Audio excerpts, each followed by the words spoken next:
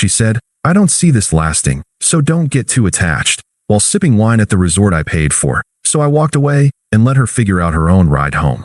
Hey viewers, before we move on to the video, please make sure to subscribe to the channel and hit the like button if you want to see more stories like this. Thanks. I wasn't flashy. I didn't post about my relationship every 2 days. I wasn't some six-figure guy flying her out to Paris or flexing in front of rented sports cars. But I showed up. Every single time. When Maya and I met, I honestly thought I hit the jackpot. She was beautiful in that effortless way that made you feel like you had to earn her attention. Wavy black hair, cheekbones that could cut glass, sarcastic sense of humor, and this calm, distant energy that made you lean in harder just to feel close. She was the kind of woman who walked into a room and made people sit up straighter. I met her at a rooftop birthday party one of our mutual friends dragged me to. I was standing by the grill holding a paper plate of half-burnt sliders when she walked up and asked, "You the chef or just socially awkward like me?" I smiled. "Both." She laughed. We talked for the rest of the night. And that was it. I was hooked. We started dating a couple weeks later. At first, it was incredible. Late-night drives. Takeout on my couch. Random bookstore dates because she liked the smell of paper. She had this magnetic energy that pulled me in completely. But the closer I got, the more I realized I was the only one moving forward. Maya never really let people in. At first, I thought it was just her being guarded. But looking back, it was something else, something colder. Whenever I'd open up about my past or my goals, she'd change the subject. If I got excited about something, she'd respond with a flat, "That's cool." When I'd tell her I missed her, she'd say, "Ah, that's sweet," and keep scrolling on her phone. But I kept trying. Because when you fall for someone like Maya, you convince yourself the moments of warmth mean more than the hours of silence. You chase the highs, ignore the lows, and call it just how she is. The first big test was when she lost her job. Some drama with her manager, she said. I offered to help with her resume, even hooked her up with a recruiter I knew. But what she really needed, apparently, was just time to breathe. So I covered more of our date nights. I picked up her Uber Eats once or twice a week.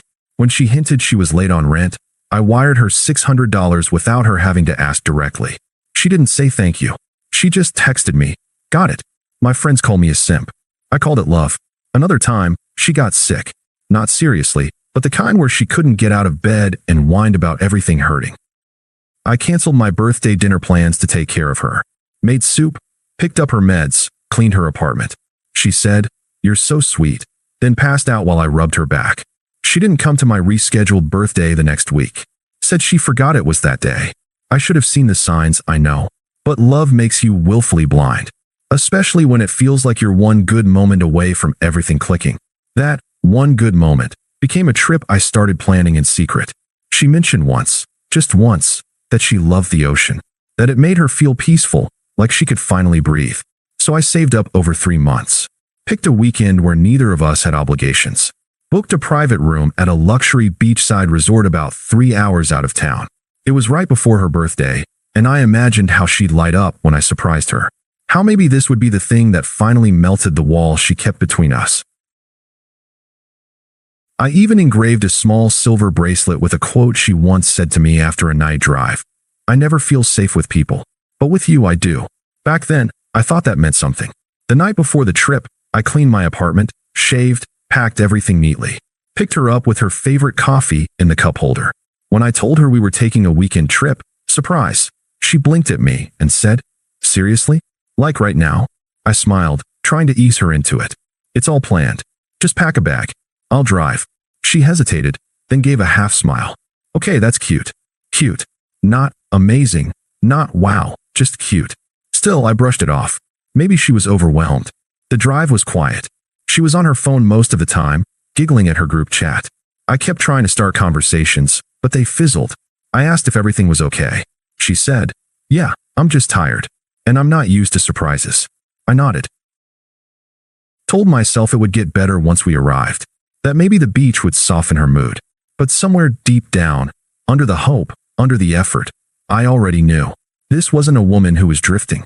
This was a woman who had already emotionally left. And I was just the guy still holding the rope. The resort was beautiful. Ocean view.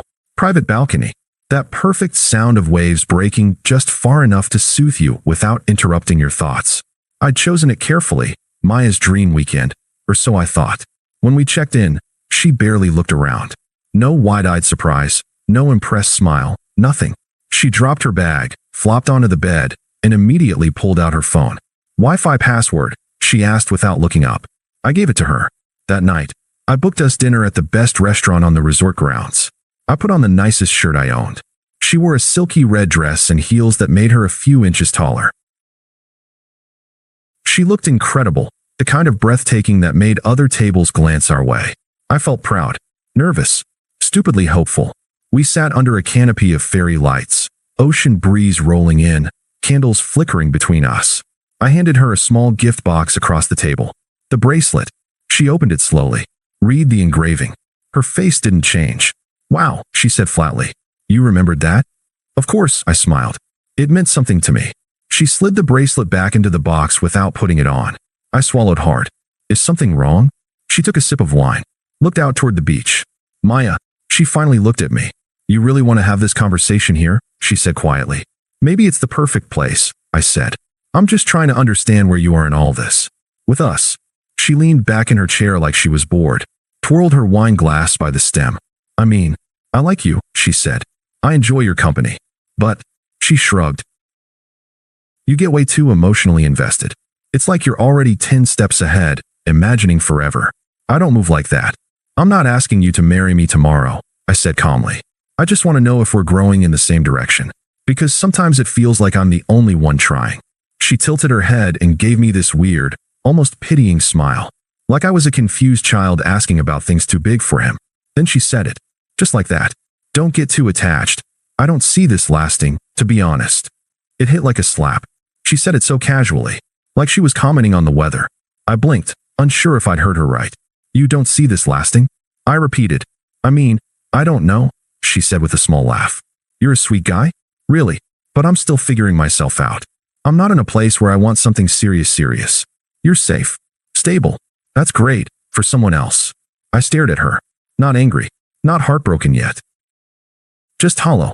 I planned this trip for you, I said quietly. I know. And it's beautiful. But that's kind of the problem, right? You're already all in. You treat me like I'm some prize you've already won. I never said that. You didn't have to, she said, taking another sip of wine. You're planning getaways and gifting jewelry. I'm just not there. Honestly, I don't know if I ever will be. Not with you. She said it with a tone of detached honesty, like she was doing me a favor by being real.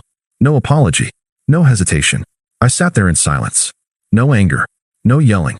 No desperate, pathetic questions like, can we fix this? I just let the truth sit in the air like the smoke curling from the candlewick. Then I nodded once. She raised an eyebrow. That's it. I smiled faintly. Yeah, that's it. I paid the check. We walked back to the room. She slipped off her heels and flopped onto the bed, sighing like nothing had happened. She scrolled through her phone while I packed my small duffel. Did she notice? No. She fell asleep before midnight, laughing at something on TikTok. That was the last night Maya saw me. Maya didn't stir when I slipped out of bed. It was just past 6 a.m. The sun was starting to rise, soft golden streaks creeping across the water like it knew something she didn't. I stood by the balcony for a minute, watching the waves roll in, letting the stillness ground me. I'd packed everything the night before. My wallet, my keys, my charger, even the extra contact case she always forgot to bring. I left no trace. Just the bracelet, the one I'd engraved with a memory she clearly never meant, sitting on the nightstand next to her buzzing phone. I didn't write a note. I didn't text or call. I just left.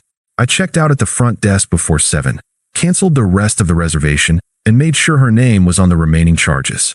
I'd only booked one more night, non-refundable. She could enjoy it, or not. It was her vacation now. By 10:30, my phone lit up. Where are you? Then, did you go somewhere?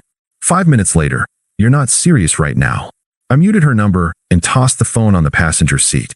The road back was quiet, peaceful, the kind of quiet I hadn't felt in months. Not empty, not lonely, just clean. She called. 5 times. Then 10. Then came the texts. Why are you acting like a child? You could have just said something instead of ghosting me in the middle of nowhere. I have no money on me. Are you actually just leaving me here? I didn't respond. She wasn't nowhere. She was in a luxury resort with a spa, breakfast buffet, and a fully staffed concierge desk. She'd be fine, unless she'd spent all her money trying to impress people online, which, as I later learned, was exactly what happened. Apparently, she didn't realize I hadn't linked my card to the extended stay. Or maybe she just assumed I'd pay for everything as usual. But when she went to check out the next day, she was hit with a few hundred in charges for minibar items, spa treatments, and the late checkout fee. She called me in a panic. Blocked. She tried Venmo requesting me the money. Just help me this once. Denied. Then she tried texting from a different number. This is beyond petty. You think this makes you the good guy? Still no reply. By then, I was back home, showered, in fresh clothes, sitting at a barbecue my coworker had invited me to, surrounded by laughter and grilled corn and people who didn't make me feel like I had to earn basic kindness. I posted a photo, not of me, but the view from my friend's backyard, blue sky, cold drink, someone's dog curled up under the table. The caption was simple, "Peace looks good on me." Within an hour, Maya viewed it.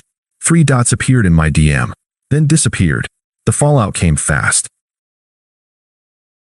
According to our one mutual friend who still talked to her, she had to borrow money from the front desk to cover part of the bill. They held her license until someone wired her enough to leave. That someone wasn't me. It turned out she hadn't brought a credit card, just a debit card with $42 in it. She thought I'd handle everything. Of course she did. I always had before. She got home late, furious, and humiliated. Posted a passive-aggressive story the next day. Some people will never appreciate loyalty. Loyalty? I nearly laughed when I saw it. The girl who told me not to get too attached, who sat across from me in a candlelit restaurant and casually announced she didn't see us lasting, was now acting like I'd betrayed her. The irony could have choked a horse. The following week, she tried again, this time through my sister. She DM'd her with a screenshot of a photo I took of Maya months earlier on one of our late-night drives. She added, "Can you tell him I miss him? That I didn't mean what I said that night." My sister showed me. I shrugged. "Are you going to say anything?" she asked. "Nope." "You really done?" I was done the second she called me a backup plan in a red dress. I didn't want revenge. I didn't need to blow up her life or post about her or expose receipts. All I needed was that silence, the kind she couldn't control, couldn't spin, couldn't gaslight her way through. No closure, no fight, just a disappearing act she never expected. Because Maya thrived on being chased, on dangling affection like a prize you had to beg for. But when I stopped playing, there was nothing left for her to hold on to. By the time July hit, Maya's Instagram looked like a sad reboot of her old life. Gone were the thirst traps with clever captions. Gone were the curated brunch pics and sunny filters.